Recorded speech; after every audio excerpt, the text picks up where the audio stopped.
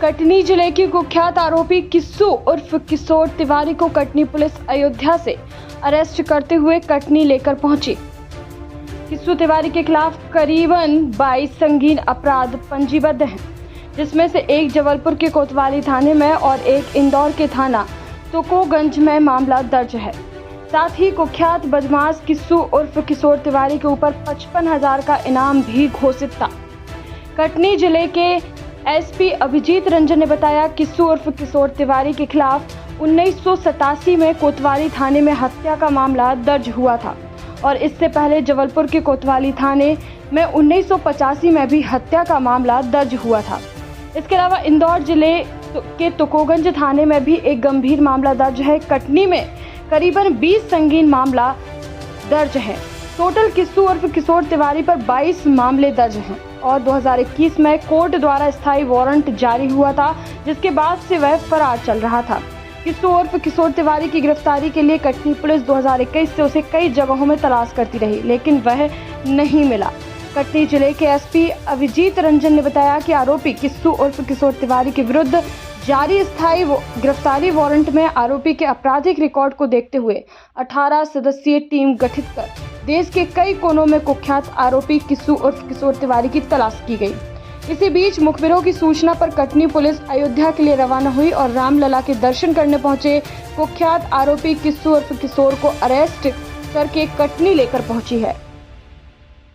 को बताना चाहूँगा कि 1987 का एक हत्या का प्रकरण हमारे कोतवाली थाने का और इसी प्रकार से 1985 का जबलपुर कोतवाली के में भी एक हत्या का प्रकरण इस वांछित अपराधी, इस दुर्दांत अपराधी हत्यारे किस्सू तिवारी के विरुद्ध दर्ज था, जिसमें इसके खिलाफ माननीय न्यायालय के द्वारा वारंट जारी किए गए थे। ये लगातार लंबे समय से फरार चल रहा था, तो अभी इन दोनों अस्थायी वारंटों के उद्देश्य प्राप्ति हेतु इसको पकड़ा गया है।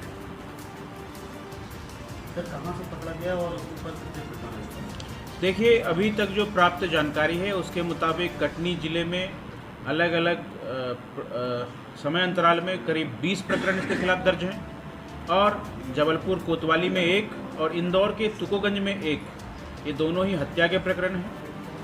और मैं बताना चाहूँगा किस्सू तिवारी के विरुद्ध हत्या, अपहरण, हत्या का प्रयास, मारपीट, घातक वार करना, ऐसे कई संगीन अपराध अलग अलग समय अंतरालों पर इसके खिलाफ दर्ज हुए हैं। सर, इसके पहले भी ये फरार थे पर गिरफ्तार हुए थे, कौन से सेंटर गिरफ्तार हुए थे? देखो, मैं बताना चाहूँगा कि ये एक बार 2015 में गिरफ्तार हुआ था, लंबे समय उपरांत करीब 92 से यह फरार चल रहा था। इसको 2015 में गिरफ्तार किया पुलिस ने, उसके बाद पुनः यह फरार हो गया था, तो अभी हमने इसको फिर विधि सम्मत कार्रवाई के लिए इसको गिरफ्तार किया है। पुलिस ने इनाम भी घोषित किया था। हाँ, इनाम घोषित सर किया गया था। मैं बताना चाहूँगा कि इस प्रकरण में मेरे द्वारा व्यक्तिगत रूप से पुलिस अधीक्षक कार्यालय से 10,000 रुपये का इनाम वारंटी के विरुद्ध घोषित किया गया था, जिसे क्रमशः डीआईजी साहब के द्वारा और आदरणीय आईजी साहब के द्वारा बढ़ा करके 30,000 रुपये कर दिया गया। और जबलपुर पुलिस के जो अपराध है, जबलपुर में जो पेंडिंग अपराध है, उसमें भी आदरणीय आईजी साहब के द्वारा 25,000 रुपये इनाम उद्घोषणा की गई थी। तो कुल मिलाकर के ये जो मोस्ट वांटेड अपराधी है, इसके खिलाफ 55,000 रुपये के इनाम उद्घोषित है। सर, कुल कितने सदस्य टीम वहाँ गए थे इसको गिरफ्तार करने?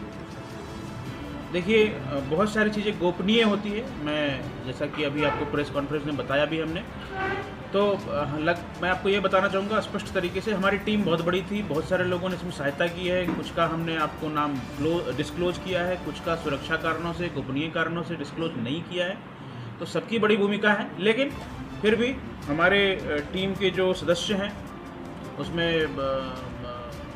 एडिशनल एसपी, सीएसपी, हमारे डीएसपी एजेके शुक्ला जी, इनकी बहुत महत्वपूर्ण भूमिका रही है। और अभी जो हमने अयोध्या से इसको गिरफ्तार किया है उसमें नवीन, महेंद्र और इसके साथ में प्रशांत और एसएफ का एक हमारा जवान है। इन 4-5 लोगों की महत्वपूर्ण भूमिका रही है। खबरों की दुनिया से लेकर संघर्षों की कहानी तक, क्षेत्रीय खबर और संस्कृति के संग बुंदेली माटी से बना एक अंग। बुंदेलखंड 24/7, स्वतंत्र बुंदेलखंड, सफल बुंदेलखंड।